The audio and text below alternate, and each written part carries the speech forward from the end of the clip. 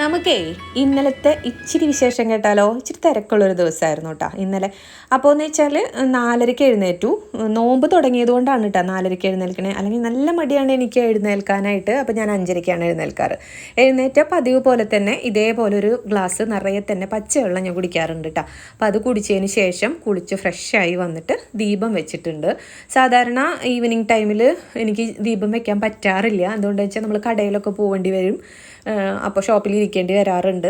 അപ്പോൾ അങ്ങനെയൊക്കെ വരുമ്പോൾ പിന്നെ വീട്ടിൽ പണിയൊക്കെ ഉണ്ടാവും. അപ്പോൾ ദീപം വയ്ക്കൽ ചില സമയങ്ങളിൽ മിസ്സാവാറുണ്ട്. അപ്പോൾ രാവിലെ ഉറപ്പായിട്ട് ഞാൻ കുളിച്ച് ദീപം വെച്ചു. അതിന് ശേഷം നമ്മൾ നോമ്പായതുകൊണ്ട് പാൽച്ചായ ഉണ്ടാക്കിയിട്ടുണ്ട് ഞാൻ. അല്ലെങ്കിൽ വെറുതെ കട്ടൻ കാപ്പിയാണ് ഞാൻ ഈ സമയത്ത് കുടിക്കാറ് കേട്ടോ.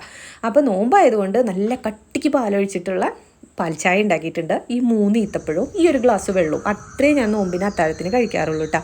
ഇത് കഴിക്കുന്നത് ഞാൻ ഈ ഇറയത്ത് പോയിരുന്നിട്ട് സൈലൻറ്റ് മോഡിൽ പ്രകൃതി ഭംഗി ആസ്വദിച്ചുകൊണ്ടാണ് ഞാനിത് കുടിക്കാറ് കേട്ടോ. ഇതെൻ്റെ സ്ഥിരം പണിയാണ്. രാവിലെ എഴുന്നേറ്റിട്ട് ഒരു ഗ്ലാസ് കാപ്പിയായിട്ട് പുറത്ത് വന്നിരുന്നിട്ട് കഴിക്കുക എന്നുള്ളത് ഒരു പ്രത്യേക സുഖമാണ് നമുക്ക്. പിന്നെ നമുക്ക് ഇന്ന് ഇച്ചിരി പണികളുണ്ടായിരുന്നു. അതൊരു ഓർഡറാണ് കേട്ടോ നമുക്ക്. അപ്പോൾ നമ്മുടെ വീടിൻ്റെ അടുത്തുള്ളൊരു കുട്ടിക്ക് ബാക്ക് പെയിൻ ആയിട്ട്, അപ്പോൾ അവൾക്ക് ഒന്നും ചെയ്യാൻ പറ്റണില്ല അടുക്കളയിൽ നിന്നിട്ട്. അപ്പോൾ അവൾക്ക് ഉണ്ണികൾക്കുള്ളൊരു ഫുഡ് കുറച്ച് ദിവസത്തിന് ഉണ്ടാക്കി കൊടുക്കുകയും ചോദിച്ചു എൻ്റെ അടുത്ത്. അപ്പോൾ ഞാൻ ഓക്കെ പറഞ്ഞു. അപ്പോൾ രാവിലെ നമ്മൾ ഇഡലി, സാമ്പാർ, 2 തരം ചമ്മന്തിയാണ് ഉണ്ടാക്കി കൊണ്ടുപോയിട്ടുണ്ടായിരുന്നത്.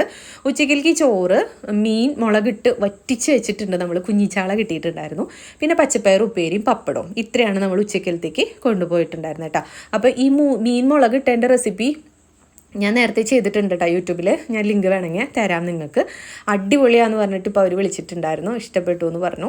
പിന്നെ നമുക്ക് നോമ്പ് തുറക്കാൻ വേണ്ടിയിട്ട് ഞാൻ ഉച്ച തിരിഞ്ഞിട്ട് ഉണ്ടാക്കിയത് നമ്മുടെ കോളിഫ്ലവർ വെച്ചിട്ടുള്ള 65 എന്നോ പക്കാവട എന്നൊക്കെ പറയാം, എങ്ങനെയെങ്കിലുമൊക്കെ ആവട്ടെ എന്ന് വെച്ചിട്ട് ചെയ്തു. ഉച്ച തിരിയണ ടൈം ആകുമ്പോഴത്തേന് നമുക്ക് തീരെ വയ്യാതാവുന്നേ. അപ്പോൾ നമ്മൾ എന്തെങ്കിലുമൊക്കെ കാട്ടിക്കൂട്ടും. അപ്പോൾ ഞാൻ കുറച്ച് ബ്രെഡ് എടുത്തിട്ട് ബട്ടറിലൊന്ന് ടോസ്റ്റ് ചെയ്ത് എടുത്തു. നാരങ്ങ വെള്ളം എന്ന് ഉണ്ടാക്കിയിട്ടുള്ളൂ. പിന്നെ കാപ്പി മസ്റ്റായിട്ട് ചെയ്യുന്നൊരു കാര്യമാണ്. ഒരു കോഫി ലവറാണ് ഞാൻ. കോഫി ഇല്ലാതെ ഞാനില്ല, അത്രയ്ക്ക് ഇഷ്ടമാണ് എനിക്ക് കോഫി കേട്ടോ.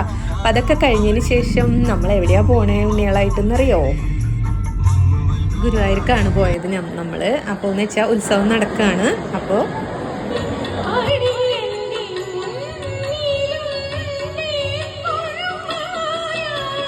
നമ്മളുടെ ചിത്ര ചേച്ചിയുടെ പാട്ടൊക്കെ ആസ്വദിച്ച് കുറേ സമയം അവിടെ തന്നെ നിന്നു. അതിനുശേഷം ശിവേലിയുടെ ടൈമായിരുന്നു. അപ്പോൾ ശിവേലി തൊഴുതു. 3 പ്രദക്ഷിണവും ഓട്ടപ്രദക്ഷിണത്തിലൊക്കെ പങ്കെടുത്തു.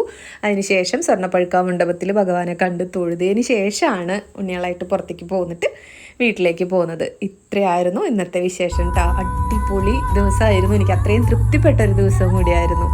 അപ്പോൾ ഇത്രയുള്ള വിശേഷം.